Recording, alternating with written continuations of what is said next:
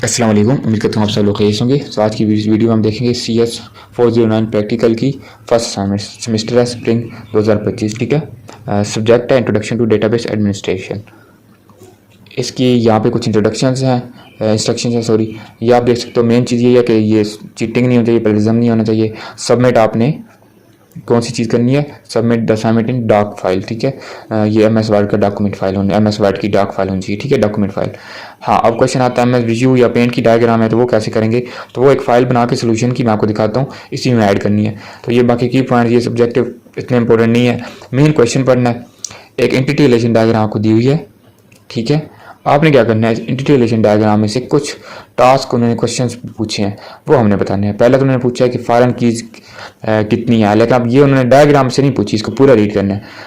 ये पूछी उन्होंने लोन एंटिटी से, तो ये हमारी लोन एंटिटी है। इससे उन्होंने पूछी कि हमारी इधर फॉरेन कीज कौन सी है। तो फॉरेन कीज के नीचे डबल अंडरलाइन होता है। ठीक है, सिंगल अंडरलाइन जो है ना वो आपकी प्राइमरी कीज है। तो प्राइमरी की एक ही है, ये लोन ID L_ID है, और ये जो बाकी नीचे दो है ना ये है फॉरेन की। तो इनको आप यहाँ पे दो आंसर बनेगा। एंड चलिए मैं आपको सोल्यूशन डायरेक्ट दिखा देता हूँ। ठीक है, इसका उधर ही मैं आपको साथ साथ समझा भी दूंगा। ये इस तरह से सोल्यूशन बनाना है। ऊपर अपनी हेडिंग्स दे दो, ये लोगो ऐड करो। हर स्टूडेंट अपना थोड़ा डिफरेंट करिए, ये नहीं कि एज इट इज को कॉपी करे। अच्छा, मैं इसको थोड़ा जूम कर लेता हूँ ताकि स्टूडेंट को नजर अच्छे से आए। ये वही क्वेश्चन है, डायग्राम है, इसी को देख के हमने नीचे आंसर देने हैं। ये हमारा टास्क है। नीचे आप हेडिंग दो सोल्यूशन की और अलग से टेबल बनाओ। इसी टेबल में भी आप इधर सोल्यूशन या आंसर की हेडिंग देके इधर भी आंसर दे सकते हो, लेकिन हाँ स्टूडेंट थोड़ा डिफरेंट करिए, एज इट इज मुझे ये कॉपी पेस्ट यहाँ से देख के ना करे। ठीक है, अब ये देखें आप कि पहले का आंसर 2 बन रहा है। ठीक है, नेक्स्ट मैंने क्या कहा था, यूज़र ID, इसका सरोगेट की आपने देखनी है यूज़र एंटिटी की। ऊपर जाकर आप देख सकते हो यूज़र एंटिटी ये हमारी है। तो सरोगेट की कौन सी होती है ये बताएं। अब इसने कौन से पूछी, यहाँ पे सरोगेट की आप यूज़र ID। तो वहाँ पे हमारी यहाँ पे यूज़र ID ही है, उसके नीचे एक लाइन है, बेसिकली वहाँ हमारी प्राइमरी की है, ये यहाँ पर एज ए सरोगेट की यूज़ होगी। ठीक है, आगे लिखा हुआ है कि according to your generation use for installment entity can be exist without loan. अच्छा, यस या नो, कि क्या अगर लोन की एंटिटी ना हो तो क्या ये इंस्टॉलमेंट वाली एक्टिविटी एग्जिस्ट करती है। तो आप खुद देखें तो रिलेशन भी अगर देखें तो इसका रिलेशन है ही सिर्फ और सिर्फ लोन के साथ। तो लोन वाली एक्टिविटी जाएगी तो ये वाला रिलेशन खत्म हो जाएगा, तो इसका किसी के साथ कोई रिलेशन नहीं बचेगा। तो इंस्टॉलमेंट की एक्टिविटी लोन के अलावा नहीं है। और आप खुद भी सोचें कि आप इंस्टॉलमेंट किस चीज़ की होती है। जब आप कोई लोन लेते हो उसकी आप इंस्टॉलमेंट पे करते हो। एक बंदे ने लोन नहीं लिया तो इंस्टॉलमेंट किस चीज़ की पे करेगा। तो ये बात याद रखिए, अगर लोन यहाँ से आप खत्म करते हो, यूज़र है जी, बैंक मैनेजर है, या करंट अकाउंट भी आप इधर ऐड कर लो, कुछ भी, मैं एग्जाम्पल दे रहा हूँ, लेकिन लोन खत्म कर दो तो इंस्टॉलमेंट खत्म हो जाएंगी, उसकी एंटिटी एग्जिस्ट नहीं करती UML नोटेशन के अकॉर्डिंग। तो यहाँ पे ये पूछा गया अकॉर्डिंग टू UML नोटेशन, तो यहाँ पे इसका आंसर नो है। आगे right coordinatory between user and loan activity. अब ये भी देखने की यूजर एंड लोन, ये यूजर है, ये लोन एक्टिविटी है, इसके दरमियान रिलेशन क्या है, apply for one user, apply for many, ये मैनी रिलेशन 1 to many बनेगा। ठीक है, देख भी लेते हैं, 1 to many हो गया जी। अब आगे जी राइट द नेम ऑफ, मैं समझा इसलिए रहा हूँ ना कि आपको कंफर्म हो कि ये जो आंसर है ठीक है।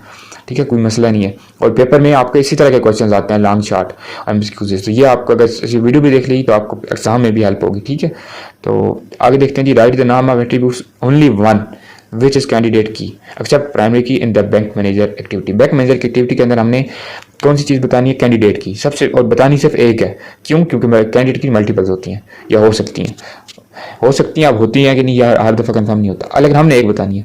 अब पहली बात तो ये कि कैंडिडेट की होती क्या है, मैक्सिमम स्टूडेंट को ये नहीं पता।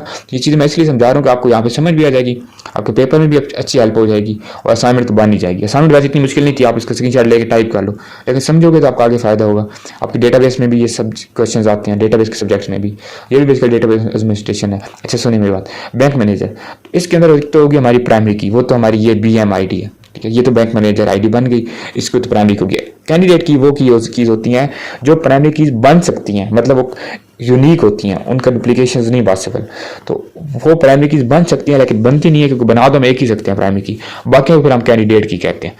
ठीक है, तो उनमें से हमने कोई एक बतानी है। तो अब नेम देखें, बैंक मैनेजर के नेम मल्टीपल बैंक मैनेजर हो सकते हैं, उनके नेम सेम हो सकते हैं। ऐसे ही है, एक बैंक मैनेजर है या डिफरेंट बैंक के मैनेजर्स हैं, उनके नाम तो सेम हो सकते हैं। ठीक है, क्वालिफिकेशंस वो भी सेम हो सकती हैं, एक्सपीरियंस भी हो सकता है, लेकिन कॉन्टैक्ट नंबर नहीं हो सकता। आपको पता है कॉन्टैक्ट नंबर हर यूज़र का डिफरेंट होता है, ये याद रखें। CNIC नंबर होता है ना, यहाँ पे तो हम पहले वो लेते, लेकिन वो CNIC नंबर नहीं है तो कॉन्टैक्ट नंबर हम ले रहे हैं, क्योंकि ये भी यूनिक है, तो हमने यूनिक देखना है। ठीक है, तो यहाँ पर वही आएगा कॉन्टैक्ट नंबर। आगे the ERD integration diagram which UML notation is use to show. अच्छा, इस तरह नोटेशन कौन सी यूज़ हुई है? मैंने एक और असाइनमेंट में इस डेटा की बनाया कि मल्टीपल नोटेशन होती हैं, जो मर्जी आप यूज़ करो। कुछ उनको लगता है कि यह डायग्राम सिर्फ इस तरह से बनती है, ऐसे नहीं है, और नोटेशन भी होती हैं। तो ये वाली नोटेशन यूज़ किया, यहाँ से नाम आप देखिएगा। सो आई होप सो आपको दोनों क्वेश्चन के सोल्यूशन मिल चुके होंगे। अगर आपका फाइनल ईयर प्रोजेक्ट है या आपके किसी दोस्त का जानने वाले का, तो मेरे चैनल पे मैंने डेडिकेटेड प्लेलिस्टें बनाई हुई हैं। हर डॉक्यूमेंट बनाने का, हर फेज़ कैसे क्लियर करना है, उसमें क्या चीज़ें होती हैं, वाइवा प्रिपरेशन की मैंने अलग सीरीज बनाई हुई हैं, तो आप उनको रीच आउट कर सकते हो। मजीद बीच यूनिवर्सिटी के रिलेटेड कोई भी क्वेश्चन डाउट है, किसी भी assignment, quiz, GTBs, final year projects में, तो आप मुझसे रीच आउट करके मुझसे पूछ सकते हो। Thanks for watching, see you in the next one, good luck.